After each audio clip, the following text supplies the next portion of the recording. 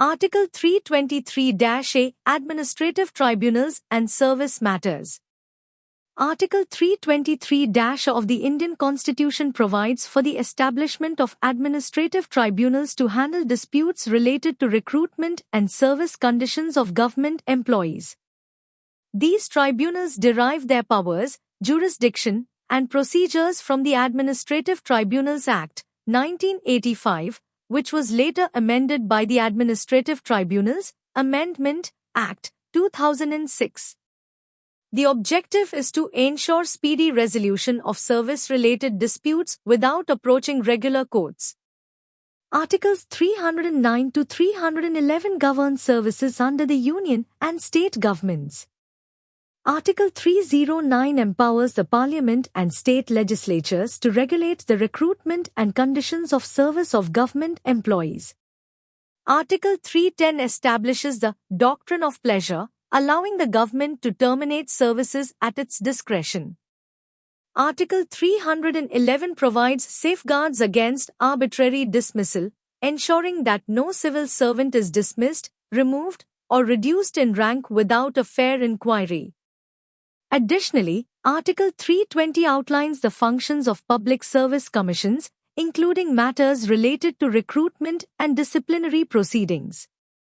Provisions regarding compulsory retirement, probation, suspension, and subsistence allowance are governed by various service rules, particularly the Central Civil Services, Classification, Control, and Appeal Rules, 1965, CCS, CCA, Rules, 1965, which regulate disciplinary actions and protections for government employees. Seniority determination, Quota Rota rule, and APAR under service laws. The principles for determining seniority in government services are primarily governed by Articles 309 to 311 of the Indian Constitution, along with various service rules and judicial precedents. Seniority is generally determined based on date of appointment, merit, and promotion criteria, subject to rules framed by the respective government. Quota Rota rule. The Quota Rota rule is a principle used in service law for determining seniority between direct recruits and promotes. It mandates that a fixed quota be maintained between direct recruitment and promotion, while the rota system ensures that seniority is assigned in the order of appointment as per the quota cycle. The Supreme Court has clarified that if appointments are not made strictly as per the quota, seniority will be determined based on the actual date of appointment and not the intended quota allocation. Annual Performance Appraisal Report, APAR. The Annual Performance Appraisal Report, APAR, is a critical document in assessing the performance, integrity, and suitability of government employees for promotions, increments, and other service benefits. Governed under Article 309 Service Rules and Specific Departmental Guidelines, APAR includes self-assessment, reviewing officers' remarks, and final grading. It plays a crucial role in career progression and disciplinary actions. These principles collectively ensure transparency, fairness, and meritocracy in government service while maintaining a structured framework for career advancements. Deputation, disciplinary proceedings, and penalties under service law. The rules governing deputation, penalties, and disciplinary inquiries in government services are primarily framed under Articles 309 to 311 of the Indian Constitution, along with the Central Civil Services, Classification, Control, and Appeal Rules, 1965, CCS, CCA, Rules, 1965. These rules ensure proper conduct, accountability, and disciplinary action in public services. Deputation. Deputation refers to the temporary assignment of a government employee to another department, cadre, or organization while retaining their lien in the parent department. It is governed by service rules under Article 309 and requires consent from both the lending and borrowing organizations. Major and minor penalties. Under the CCS, CCA, Rules, 1965, penalties are classified into Minor penalties: warning, censure, withholding of increments or promotion, and recovery of financial losses. Major penalties: reduction in rank, compulsory retirement, removal, or dismissal from service. Disciplinary inquiry procedure. Disciplinary proceedings against a government employee follow a structured process. Preliminary inquiry conducted to ascertain if formal charges are necessary. Charge sheet issuance: formal charges and misconduct details are framed and communicated. Statement of defense: the accused employee submits a written response. Inspection and supply of documents: relevant documents are provided to the accused for fair representation.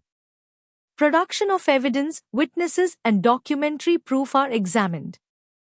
Appointment of inquiry officer: an independent officer conducts the inquiry if required.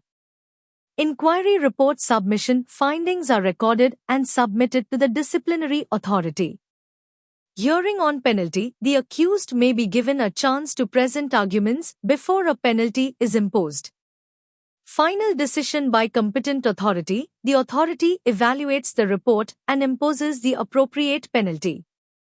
These procedures uphold principles of natural justice and ensure that disciplinary actions are fair, transparent, and legally sound within the framework of service laws. Key definitions under the Code of Civil Procedure, 1908. The Code of Civil Procedure, 1908, CPC, defines essential legal terms under Section 2, which are crucial for understanding civil proceedings. Decree: a formal expression of a court's adjudication determining the rights of parties in a suit, Section 2, 2. Judgment: the court's reasoning and final decision on a case, forming the basis of a decree or order, Section 2, 9. Order: a formal court decision that does not qualify as a decree but determines procedural or substantive issues, Section 2, 14. Foreign court: a court situated outside India and not governed by Indian laws, Section 2, 5. Judge: a person who presides over a civil court and delivers judgments, Section 2, 8. Legal representative: a person who legally represents the estate of a deceased party in legal proceedings, Section 2, 11. Mesne profits: compensation payable by a person in wrongful possession of immovable property, Section 2, 12.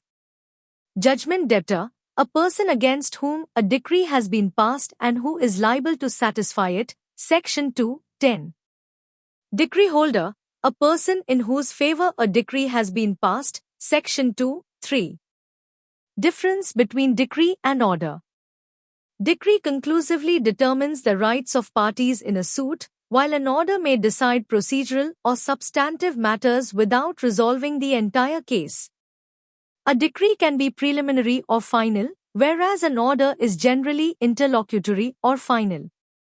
Decrees are appealable, whereas orders are appealable only if specifically allowed under CPC. These definitions form the foundation of civil litigation and judicial processes under CPC, 1908. Key concepts of civil suits under CPC, 1908. The Code of Civil Procedure, 1908, CPC, lays down the framework for civil litigation, covering the essentials of suits, jurisdiction, and pleadings.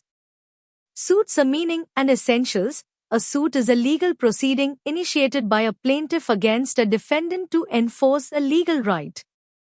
Essentials include a cause of action, competent jurisdiction, and proper parties. Order I, Sections 10 and 11, Order 2. Parties to a suit: plaintiffs and defendants must be properly identified. Multiple plaintiffs' defendants may be joined in one suit under specific conditions. Order I. Framing of suit: ensures proper structuring of the case, avoiding multiplicity of litigation. Sections 10 and 11, Order 2. Res sub judice and res judicata. Res sub judice, Section 10, prevents parallel proceedings on the same matter, while res judicata, Section 11, bars relitigation of issues already decided. Constructive res judicata applies where a party could have raised a claim in a previous suit but failed to do so. Res judicata versus estoppel. Res judicata prohibits reopening a decided issue, whereas estoppel prevents a party from contradicting previous admissions. General rules of pleading and amendment of pleadings requires precise statements of facts. Courts may allow amendments to rectify defects. Order 6. Plaint and rejection of plaint. A plaint is a document filed by the plaintiff to initiate a suit. It may be returned for lack of jurisdiction or rejected if it does not disclose a cause of action. Order 7. Written statement, set-off, and counterclaim. The written statement is the defendant's reply to the plaint. Set-off allows adjustment of mutual debts, while counterclaims enable the defendant to assert an independent claim. Order 8. Jurisdiction. Courts can hear civil cases unless expressly barred. Lack of jurisdiction renders proceedings void, while irregular exercise of jurisdiction may still be curable. Section 9. Place of suing and transfer of suits determines the appropriate court based on territorial and pecuniary jurisdiction. Courts can transfer suits to ensure convenience and justice. Sections 15 to 25. Foreign judgment. A decision by a foreign court is conclusive unless obtained by fraud or against natural justice. It can be enforced in India through execution or a fresh suit. Sections 13 and 14. Procedural aspects of civil litigation under CPC, 1908. The Code of Civil Procedure, 1908, CPC, provides a structured process for civil litigation, including summons, hearings, and court procedures. Summons to defendants, issued to notify the defendant about the suit and require their appearance. Sections 27 to 30, Order V. Summons to witnesses, ensures attendance of witnesses for testimony and evidence. Sections 31 to 32, Order 16. Appearance of parties and non-appearance consequences. If a party fails to appear, the suit may be dismissed for default or proceed ex parte. A decree passed ex parte can be set aside under specific conditions. Order 9. Examination of parties by court. The court may directly examine parties to clarify issues. Order X. Discovery and inspection. Parties can request disclosure and inspection of documents relevant to the case. Order 11. Admissions. Facts admitted in pleadings or proceedings need not be proved separately. Order 12. Production, impounding and return of documents, Ghan submission, retention, and return of documentary evidence. Order 13. Settlement of issues. The court identifies the points of dispute before trial. Orders 14 and 15. Adjournment. Courts may grant adjournments, but frequent delays are discouraged. Order 17. Hearing of suit and affidavits, lays down procedures for suit hearings and admissibility of affidavits as evidence. Orders 18 and 19. Caveat, allows a person to preemptively inform the court to prevent adverse orders being passed without their knowledge. Section 148A. Inherent powers of court, empowers courts to pass necessary orders to meet the ends of justice or prevent abuse of process. Sections 148 to 153. Special procedures and interim measures under CPC, 1908. The Code of Civil Procedure, 1908, CPC, provides specific procedures for handling various civil matters, including commissions, injunctions, and special suits. Commissions. Courts may appoint commissions for local investigations, recording evidence, and examining witnesses. Sections 75 to 78, Order XXVI. Arrest and attachment before judgment ensures the defendant does not evade liability or dispose of assets before judgment. Order XXXVIII. Temporary injunctions. Courts may grant injunctions to restrain actions that may cause irreparable harm before final judgment. Order XXXIX. Appointment of receivers, appointed to manage property in dispute during litigation. Order XL. Effect of death, marriage and insolvency, addresses the legal impact of such events on pending suits. Order 22. Withdrawal and adjustment of suits. Plaintiffs may withdraw or settle suits under prescribed conditions. Order 23.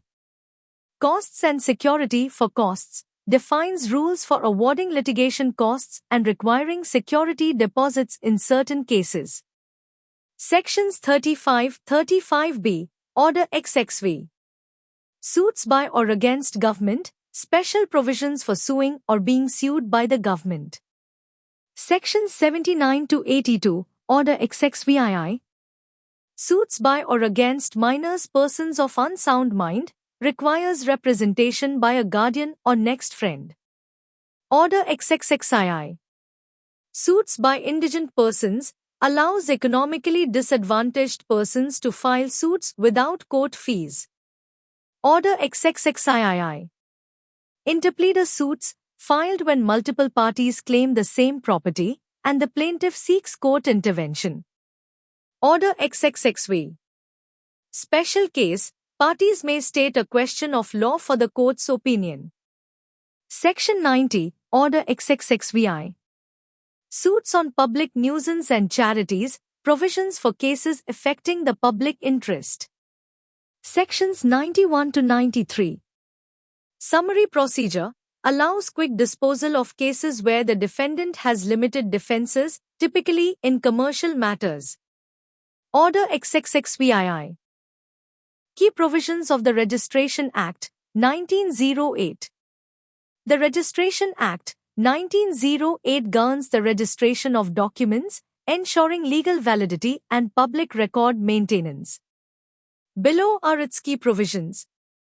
Definitions, includes essential terms like registering officer and document. Section 2.